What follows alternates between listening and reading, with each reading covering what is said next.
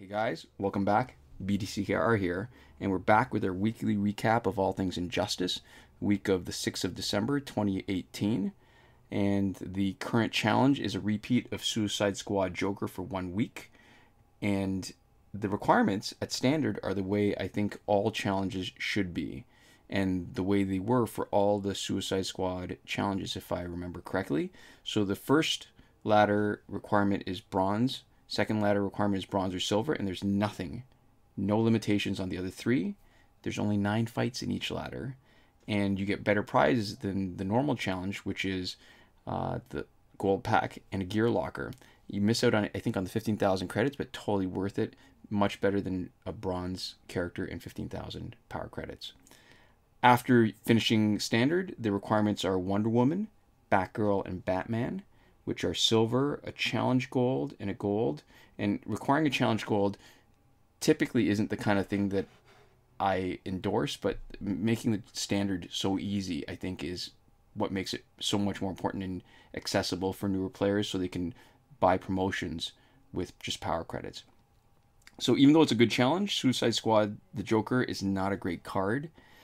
The problem is he's got a meh kind of passive. The first part where he gets a random effect on a special one, it's not really a passive because it's priced into a weaker and lower damage special, so that's not really a passive. And the 10% boosted damage and 10% reduction in damage when he's playing with Suicide Squad teammates, that's not bad, but it's limited because there's so few Suicide Squad characters, so few options for teammates.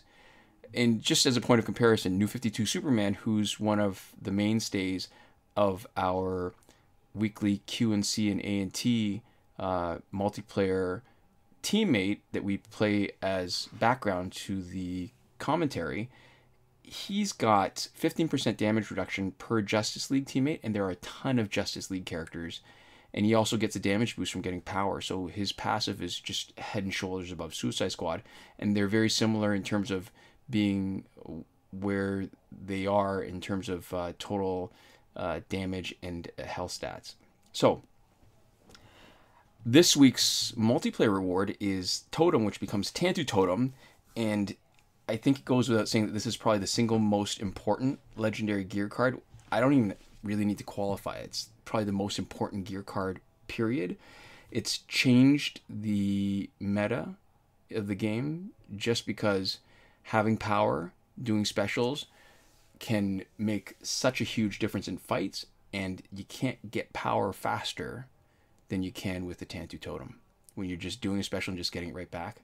So if you don't have it, get it, and I guess the worst that'll happen, even if you've already got it, is that you've got a legendary gear that you can shatter for lots of credits. So in the store, in an interesting change of pace, there are 3 early access packs for cash, $20 Canadian each, so not a great clue as to who's going to be the next challenge. So we've got Rebirth Green Arrow, Flashpoint Batman, Gaslight Batman, and Yellow Lantern Hal Jordan. Reminder, if you don't know this, you only get 1 copy. He doesn't get unlocked in your store, and if you want to promote them and you haven't unlocked them from during a previous challenge, you're going to need to pay for further promotions, so not really worth it. There is the Arkham Asylum pack. This is the weaker of the 2 Arkham packs, but at the current discount, and you're paying 562,500 power credits, excuse me, for Arkham Origins Batman, Arkham Origins Deathstroke, and Arkham Harley Quinn. It's actually a pretty good deal. Now, the wording about a new improved Harley Quinn is left over from when her passive was only a health boost and her stats were lower. So it's been a couple of years, I think, since they added the unblockable special 2 chance for her Arkham teammates and increased her stats. So that's not really anything new. Bounty Hunter Lobo Challenge Pack with a whopping 6.16% chance to get him for an extra 50,000 power credits compared to the regular 150,000 challenge pack, and you're paying 200,000 for this one. These themed challenge packs are never worth it. You just get a tiny increase in chance of getting one particular character. Not even that great a character. 50,000 totally not worth it at all. There's just too many challenge characters that if you're targeting one person in particular and you try and use this pack to do it, you're still going to get burned 94% of the time. So yeah, just buy the regular challenge pack. Survivor is still broken on Android, still only giving out Suicide Squad companion gears. Now it says it's giving Fourth World gear set until the 19th of December, but we know better. It is still Suicide Squad companion gears. Okay, so moving on to current glitches. Remember, every working glitch is explained as a part of the playlist at the eye in the top right corner of this video. We're Android only, so we're only able to confirm these glitches for Android. We also maintain these playlists, so if there's any changes and you don't really want to watch these videos, you just keep track of the playlist, and when stuff changes, that'll change there first, even before we get to our weekly. If you're on iOS and see a question from an iOS user asking for help in the comments, please consider helping them out. So, the glitch for getting repeated past multiplayer season rewards is still working. There are definitely problems with it, including bleeding between accounts that can screw up breakthrough promotions and gears, which means you should not only have a backup before you try it, but also pay attention to your collection so that you know when or if it's been screwed up, and that you should restore your backup. The glitch to get season rewards early is also still working, and this has been confirmed on the current Tantu Totem season. Still valuable for avoiding some of the grind required to stay ranked for an entire season, but because this is a repeat of the Tantu Totem, I think this might be the third time that it's come around, it's not going to be particularly competitive, and it shouldn't be too hard to stay at the top 5% to get at least one copy. Because the problem with the early rewards glitch, you can only do it once. Other people have said differently, but we have not been able to combine it with a glitch to get previous season rewards. So best advice here is to not get it early, prioritize the multiple previous season rewards glitch, because if you get it early, there's a good chance you won't be able to get it repeatedly. So save the early reward glitch for a season when it's going to be a bit more competitive and you think you're going to have real trouble ranking high enough to get the main reward. But if you're, like I said, if you're going to be using the multiple season rewards glitch, just be really careful. So not only is there no current glitch for Phantom Zone, there is no Phantom Zone present. The breakthrough glitch to let you play it repeatedly is still working.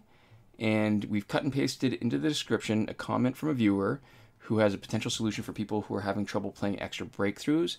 Unfortunately, we can't confirm whether this works. We're not having the same problem. Both challenge reset methods still working. So there's the two methods, one that we call the original one that requires a Google Play Cloud save, and the one that we call the alternate challenge reset that does not require that. It's been confirmed working on Suicide Squad Joker. Yeah, and it's especially useful this season for early players because of how easy the standard level is and how easy it would be to just repeat it and do the challenge over and over again at that level to get multiple copies. Whether you're going to use them or sell them off doesn't matter.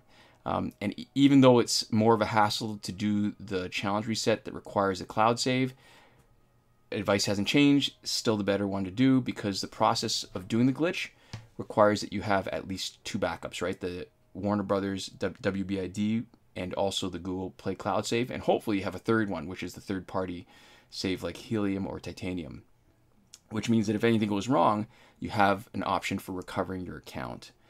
And even more important in this time where we're seeing trouble with the unlimited multiplayer rewards repeatedly, if you ever lose progress, the Google Play Cloud save can save you as long as you don't spend too much time mucking around after you realize your account's been corrupted. The airplane mode / refund glitch is still working. It's good for both packs with random drops, also known as loot boxes, and last laugh tickets. It only works for things that you get when you are offline. Anything that requires a connection for you to get, for example, the Phantom Zone final reward, which again, Phantom Zone is not here. If it requires you being online, it won't work because part of the glitch is actually being offline. Time shifting still works in Android for unlimited survivor play and energy recharges. Again, reminder, always return your countdown clock back to normal before you finish. And the free energy without having to watch the video still works. And we've been getting the button ungrayed out intermittently, and we definitely can use the glitch to bypass the video and save some time. So we've cut and pasted one iOS user's potential solution, that's Dragons952. It's in the description. If the free energy button is grayed out for iOS users, we can't confirm its effectiveness because, as always, we are Android only. The promotion glitch, where you can promote characters that are still locked, still hasn't had the right conditions since update 2.14, and we will remove it from the playlist of active glitches once it has had the necessary conditions and it fails us for the first time. And that's it for this week. And to round it up, we have a Patreon, and if you want to support what we do with more than your views, click on our avatar at the bottom right corner at the end of the video. And a big thank you to the people who are already supporting us.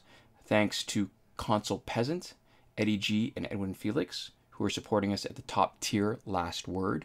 iProfit, who's supporting us at the Your Message Here tier, and Sean Farrell and Daniel Simonson, who are supporting us on the credited level, and Chris Wolf and Laszlo Girjades. Thank you guys so much for watching, and we'll see you next time. Komoda.